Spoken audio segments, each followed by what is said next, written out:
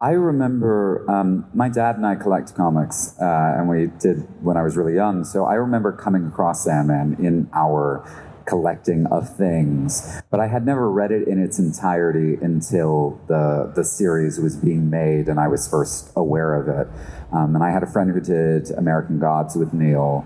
The final season of that, and she had talked about the fact that Sandman was being made. So I went back and I tried to find digital versions of it because I wasn't anywhere near a comic book store, and in the pandemic, pretty much all of them were closed down.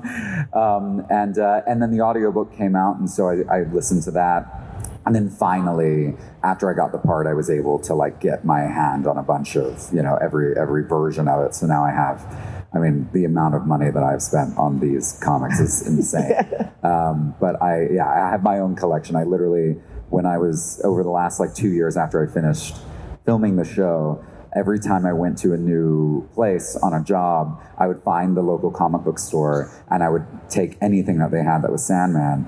And through that, over the course of maybe 10 or 15 different places, I built an entire, I have every single one, every single issue, which is nice. And so I gave them to my dad as a present after the show came out.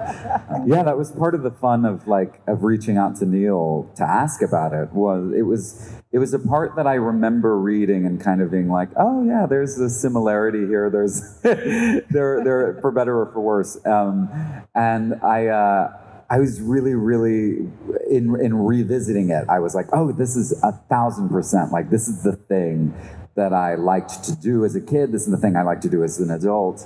It's every part Frankenfurter, and it's all. I don't know. It's just all the iconic kind of queer, dark characters that I grew up loving, shoved into one amazing, unique being who's very complicated. And so, yeah, I was a big fan of Desire as a concept, as a character before I even did it.